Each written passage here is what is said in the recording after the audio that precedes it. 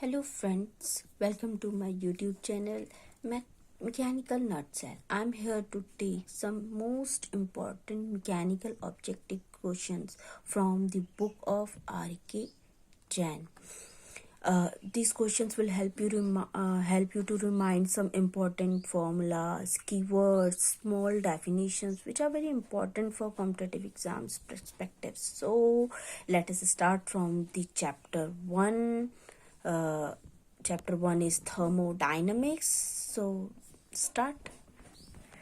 Here first chapter is thermodynamics, and first objective question is, which of the following variable controls the physical properties of a perfect gas? तो हमें पता है यहाँ पे कि perfect gas हमारा क्या कंडीशन होता है. perfect gas का हमारा कंडीशन होता है PV is equal to MRT. Here P is pressure, V is volume, M is mass, ठीक है, R is gas constant, T is temperature. Okay, तो यहाँ पे कौन कौन सी प्रॉपर्टीज हैं? Pressure, temperature, volume, atomic mass. तो हमारी कौन कौन सी हैं? सारी की सारी ही प्रॉपर्टीज परफेक्ट गैस में होती हैं. तो all of the above. Next question is, which of the following laws is applicable for the behaviour of a perfect gas? तो कौन सा हमारा एप्लीकेबल होता है? तो Boyle's law, Charles law, Gibbs law and Joule's law all are the applicable for the perfect gas. ठीक है, तो हमें ये सारे ही लॉज हमारे किस में एप्लीकेबल होते हैं? परफेक्ट गैस के में होते हैं. तो this all of the above is the correct answer. जैसे कि आपको पता ही है कि बॉयल्स लॉ आपका क्या होता है? P1 V1 is equal to P2 V2, जहाँ पे हमारा टेम्परेचर कांस्टेंट होता है. चार्ल्स लॉ में हमारा प्रेशर कांस्टेंट होता है. इसी तरीके से तो ये सारे के सारे हमारे परफेक्ट गैस के कंडीशंस में एप्लीकेबल होते हैं. Next third question is, the unit of temperature in SI unit is. तो here centigrade, B Celsius, C Fahrenheit, D Kelvin and E Rankine. तो यहाँ पर क्या है? यूनिट बोली है SI तो केल्विन है. यूनिट्स तो सारी होती है टेम्परेचर की, बट इन SI यूनिट्स यहाँ पर D Kelvin is a correct answer. Okay.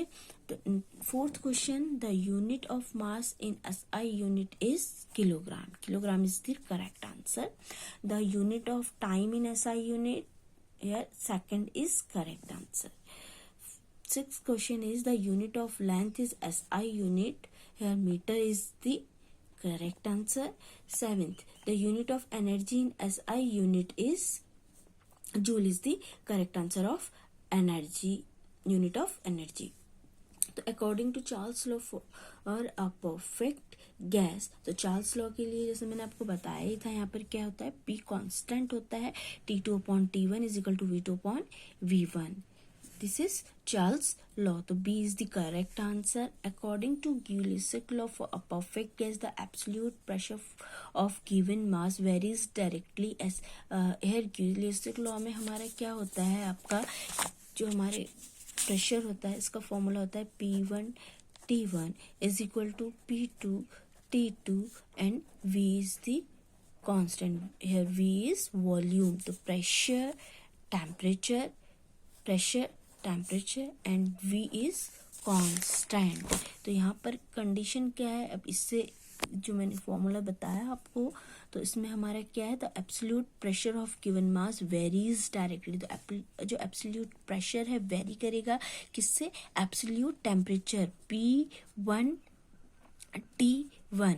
ठीक है, तो P1 T1 होता है ना आपका. तो ये हो गया. और यहाँ पर क्या होता है? हमारा वॉल्यूम केप्ट कांस्टेंट. हमारा वॉल्यूम क्या होता है? कांस्टेंट होता है. सो C is the correct answer. 10th question is, an ideal gases compared to the real gases very high pressure occupies more volume. A is the correct answer. 11th question is, general gas equation PV is equal to MRT. General gas equation है. और here M क्या होता है?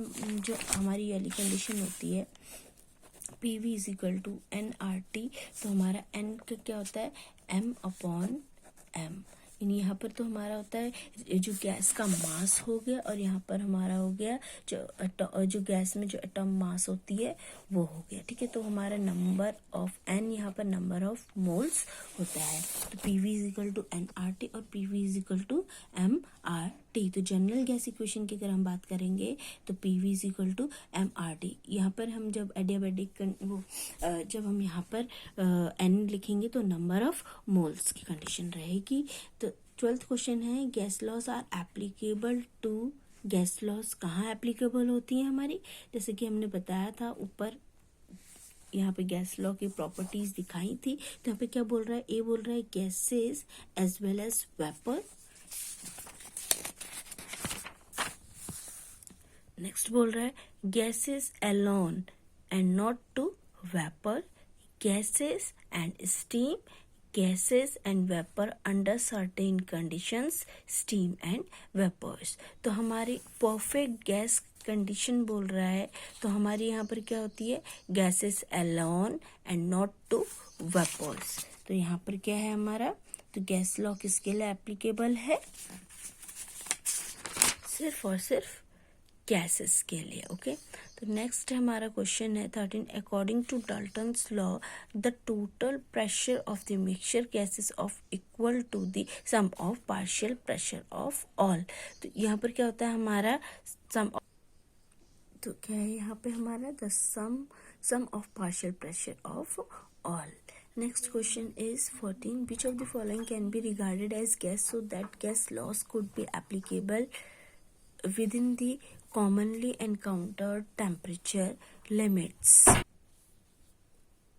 आपका यहाँ पर क्या है, O2, N2, H2, air is the right answer। Next 15th question is the unit of pressure in SI unit is Pascal। Pascal is the right answer।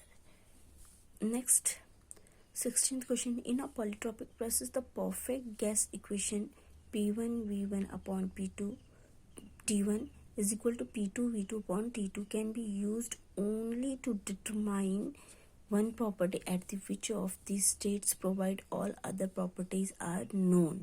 तो यहाँ पर आपका क्या है, एक प्रॉपर्टीज, कोई भी एक प्रॉपर्टी है जहाँ पे आपको सारी प्रॉपर्टीज पता होंगी और एक प्रॉपर्टी आपको निकालनी होगी। और सेकंड इसने बोला to relate the end state of a process the intermediate property during the process the nature of gas the gas constant. तो आपको यहाँ पे दिख रहा होगा पॉलीट्रॉपिक प्रोसेस में क्या होता है आपका P1 V1 अपॉन T1 और P2 V2 अपॉन T2। तो यहाँ पर आपका क्या होगा, कोई भी एक प्रॉपर्टी, कोई भी एक स्टेटमेंट जो दी है तो वो आप अननोन प्रॉपर्टी कैलकुलेट कर सकते हो, बाकी आपको दी रहेंगी।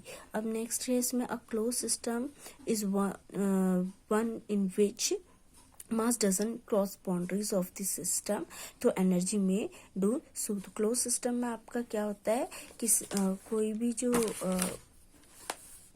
ये है आपका, यहाँ पर क्या होगा, इसमें आपकी मास जो है बाउंड्री क्रॉस नहीं कर सकती, कोई भी अंदर बाहर नहीं जाएगा, बट हाँ एनर्जी आपकी क्या करेगी, बाहर जा सकती है। ओपन में क्या होता है, आपका मास अंदर आ सकता, मास और एनर्जी दोनों का अंदर बाहर रहता है। आइसोलेट में कुछ भी नहीं होता। आइसोलेट मीन जो आपकी बॉडी आइसोलेट हो जाती है, यानी कि अंदर का अंदर रहेगा, बाहर का बाहर रहेगा। बट क्लोज्ड में आपका क्या होगा, मास तो आपकी एनर्जी, मास तो आपका ट्रांसफर नहीं होगा, बाउंड्री क्रॉस नहीं करेगा, जो बाउंड्री है ये क्रॉस नहीं करेगा, बट एनर्जी आपकी ट्रांसफर होगी, वो आपका क्लोज सिस्टम होता है। जैसे कि आप ये कह सकते हो, आपने एक गिलास पानी लिया, ठंडा चिल्ड पानी लिया या हॉट वाटर लिया, अब उस हॉट वाटर में आप क्या करते हो, रखते हो, तो आपका मास तो बाहर नहीं जाएगा, बट आपकी एनर्जी जो उसके अंदर की हीट है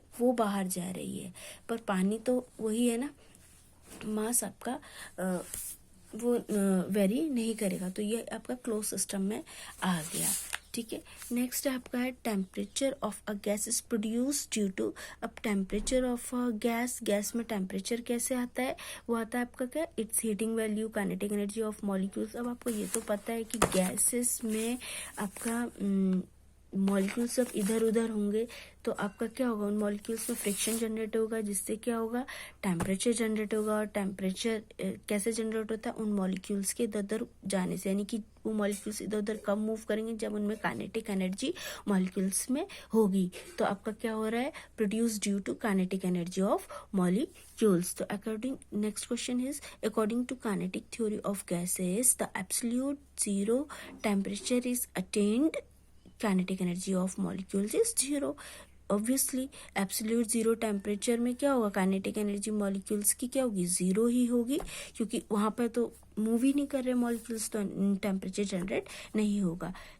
And last question is, kinetic theory of gas assume that the collision between the molecules are perfectly elastic.